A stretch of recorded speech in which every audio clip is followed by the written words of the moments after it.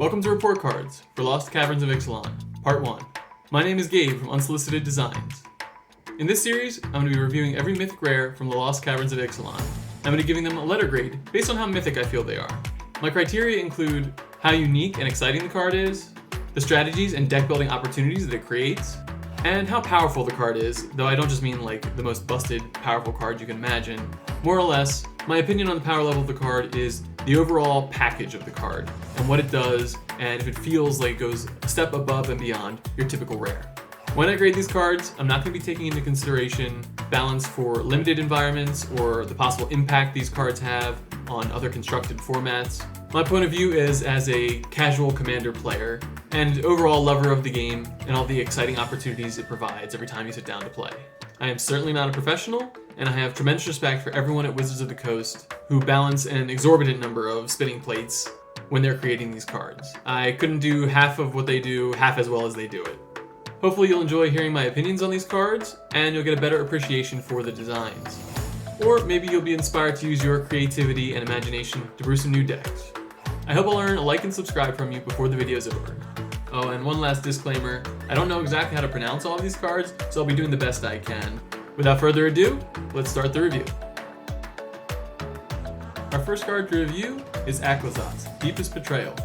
For 2 black and 3 generic, you get a 4/4 legendary Bat God with flying and lifelink. Whenever Aclzotz attacks, each opponent discards a card. For each opponent who can't, you draw a card. Whenever an opponent discards a land card, create a 1/1 black bat creature token with flying. And when Aclzotz dies, return to the battlefield tapped and transformed under its owner's control. The reverse side is Temple of the Dead, a land that taps for black mana. For 1 black and 2 generic, you can tap to transform Temple of the Dead. Activate only if a player has 1 or fewer cards in hand, and only as a sorcery. I imagine this card is very popular among people who like discard, and I don't blame them for that, but to me, I think this card is way too over-designed. It's totally stuffed with text, and it feels like it's just trying to check all the boxes that a discard player wants. Like how when Aclzotz attacks, it makes each opponent discard, because targeting only one opponent really isn't that flashy. Next, it draws you a card if they don't have anything to discard. Since one of the fundamental flaws of a discard-based deck is that generally once you accomplish your goal, your deck is obsolete because now your opponent has no more cards to discard, they have to start tacking this kind of text onto cards that favor this strategy, because otherwise players are going to come to this feel-bad moment where their deck doesn't do anything anymore. And of course, if you're making your opponents discard cards, it's no fun if they just throw away lands, so punish your opponents by making a bat token if they discard a land. And while we're at it, why not have lifelink on your creature? That way your bat god can help keep you alive while your opponents beat you to death because you're making them discard all of their cards. Yeah, I think this card is just trying way too hard to just do way too much for a deck strategy that I guess I personally don't like. So I apologize for being a little biased. One interesting thing that I do like about this card is how, on the land side, the requirement to transform back into a creature says any player that has 1 or fewer cards in hand. This way, if your discard strategy is working, you'll have that opportunity to transform, but if it's not, then you can go ahead and try and play out your whole hand, and then so you can take control of the ability to transform back into a creature. So as we'll see when we review the other gods, this one is missing something that makes the rest of them far more interesting, in my opinion. I believe this one is so different from the others, probably for story-based reasons. I need to dig into the lore and look into that. But overall, I think there needs to be a lot more done to tie this card into the remaining cards of the cycle. And honestly, as I've said, I really hate the hodgepodge of text on here. I think this card desperately needs to be redesigned, and I want to have a go at that. So for all those reasons, I'm grading it a D. Next up, we have another mono-black mythic rare in Bloodletter of Aclazotz. For 3 black and 1 generic mana, you get a 2/4 vampire demon with flying. Bloodletter of Aclazotz also says, if an opponent would lose life during your turn, they lose twice that much life instead. This is a very clean design. There's not a whole lot of text, but it has a very powerful effect. I really like that it limits this ability to your turns only. Otherwise, I think it would cause a lot of chaos, and in a multiplayer game specifically, whoever's last in the turn order is going to be at a real disadvantage. Additionally, I think having only 2 power makes a lot of sense for this card. When it attacks and deals combat damage to an opponent, you're still getting 4 damage worth of value, but by only having 2 power, it doesn't let the Bloodletter completely dominate the battlefield in combat. Again, this is a very elegant card. It's got a bit of a wow factor when you read the text, but the design is so simple and clean that it almost looks too plain. I think this card is going to be a lot of fun for players to use. It can wind up in a variety of strategies, and I think it's the perfect kind of effect to have on a creature, as it's a little easier to interact with for your opponents, and it makes the gameplay that much more dynamic. So nothing really sensational here, but this is a solid card, and I'm going to go ahead and give it a B. Believe it or not, we have our third mythic flying creature in a row. This one is Bonehoard Dracosaur. For 2 red and 3 generic, you get a 5/5 dinosaur dragon with flying and first strike. Bonehoard Dracosaur also says, at the beginning of your upkeep, exile the top 2 cards of your library. You may play those cards this turn. If you exiled a land card this way, create a 3/1 red dinosaur creature token. If you exiled a non-land card this way, create a treasure token. What are we looking at here? This feels like Red's version of Elder Gargaroth. I think this card is just doing way too much. The stat line and keywords I can definitely get behind. I think that's reasonably costed. But beyond that, what's going on with this card? You're exiling 2 cards from the top of your library every upkeep because why exactly? Making a treasure, okay, that's dragony. You're making dinosaur tokens because it's a dinosaur, I guess. The power level is definitely pushed here, but the overall design is just sort of an everything but the kitchen sink approach. I'm excited to play with this card because of how powerful it is, but from a design point of view, it feels like a complete mess. Flavor-wise, I understand why dragons would be hoarding treasure, but this one just sits there and is collecting it. It feels like it should be way more proactive to generate the dinosaur and treasure tokens.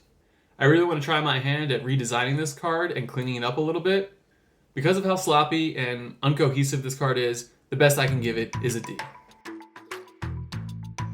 Now we come to our first reprint of the set, Cavern of Souls.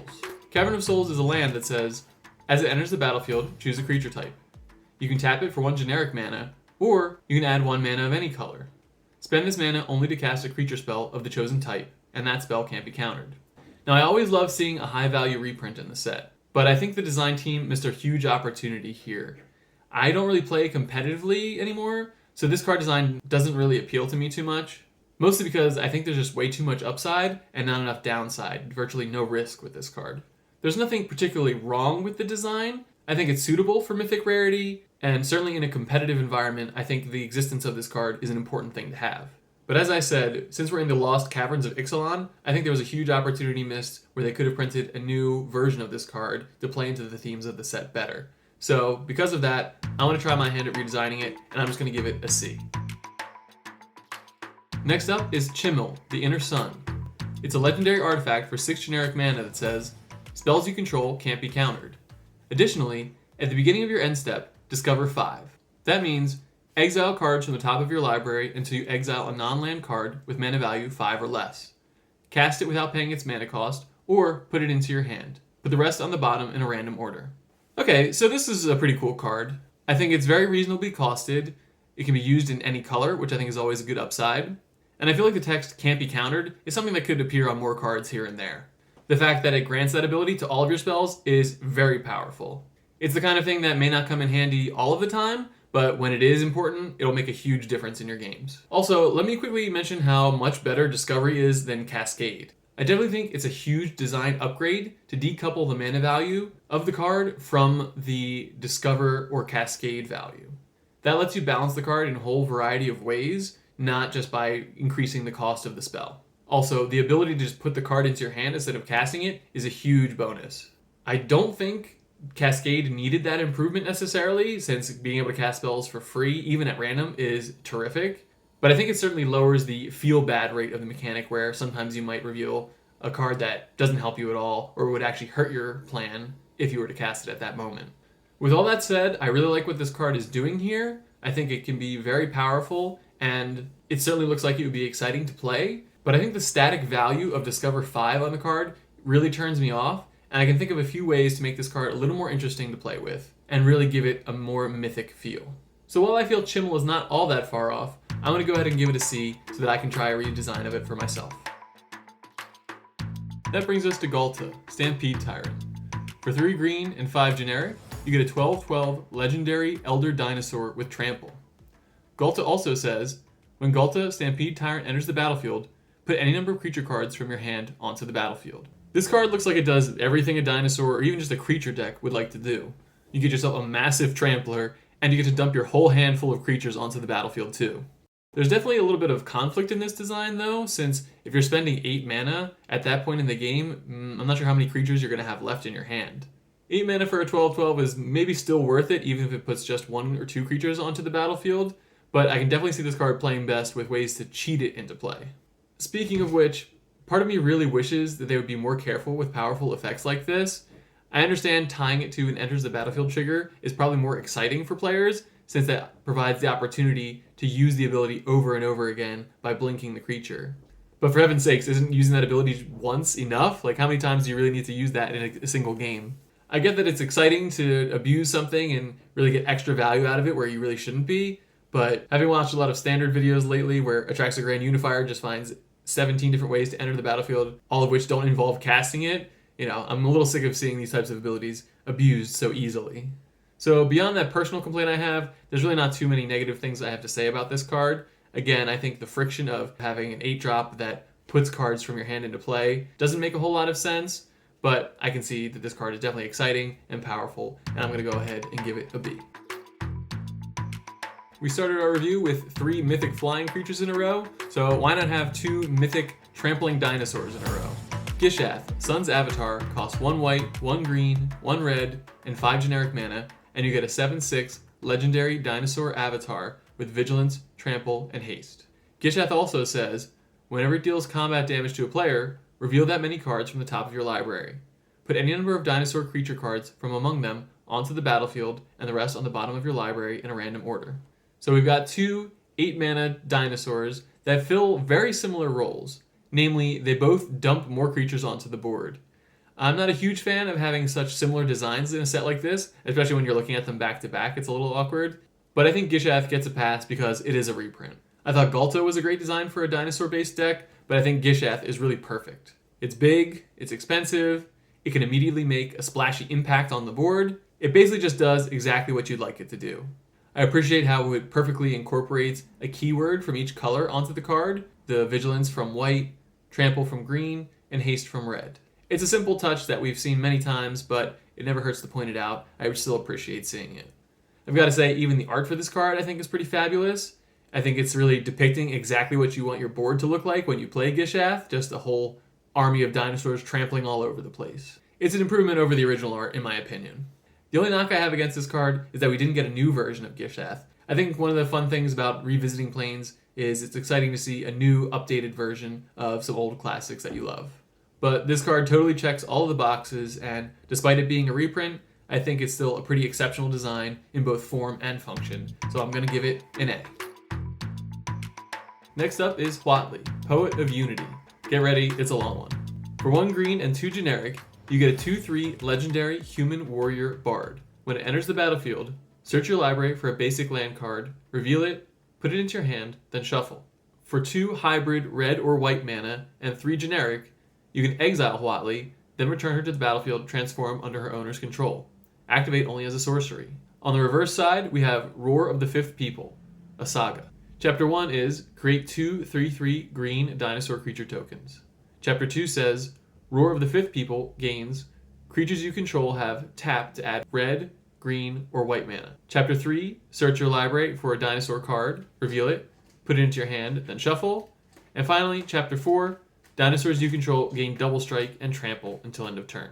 I think this is a terrific package. Huatli comes down in the early turns and helps you develop your mana base. Sure, it doesn't ramp, but playing lands and never missing a land drop I think is critical to a successful game of Magic. Then, just a few short turns later, or if you want to wait until the time is right, you can transform Huatli and establish a little bit of a board presence with the 2 dinosaur tokens. The turn after that, those dinosaurs and any other dinosaurs you might control turn into mana rocks. That'll help you ramp into whatever other big spells you might cast, particularly the dinosaur that you're going to tutor up next turn. Maybe Ghalta or Gishath, for example. Now you've put your Ghalta into play for free, you've dumped a whole load of dinosaurs onto the battlefield, and on the 4th chapter turn, you're ready to barrel in for loads of trampling, double strike damage, and basically end the game. So having run through that description, I think you can tell that this card does a lot on its own, and it obviously looks powerful in a dedicated dinosaur deck, but I think it provides enough usefulness that even in a non-dedicated dinosaur deck, it can really do some work for you. And if you just throw in 1 or 2 dinosaur targets to tutor, or maybe a changeling tribal card, I think you can get a tremendous amount of value out of this. The only part of this card that I'm not really sold on, and maybe I'm alone in feeling this here, but shouldn't Huatli come back at the end of the story? Granted, I haven't read the story for Lost Caverns of Ixalan, so maybe that explains what's going on here, but just looking at the card by itself, it feels like it could transform back into Huatli and start this process all over again. Though, of course, that might be a little too powerful. But aside from all that, I think this card is a very convincing A. Returning to our legendary god cycle, we have Ojer Axonil, Deepest Might. For 2 red and 2 generic, you get a 4/4 legendary god with Trample. Ojer Axonil also says, if a red source you control would deal an amount of non-combat damage less than Ojer Axonil's power to an opponent, that source deals damage equal to Ojer Axonil's power instead. When Ojer Axonil dies, return to the battlefield tapped and transformed under its owner's control. The reverse side is Temple of Power. It's a land that taps for 1 red mana, or for 1 red and 2 generic, you can tap it and transform the Temple of Power. Activate only if red sources you controlled dealt 4 or more non-combat damage this turn, and only as a sorcery.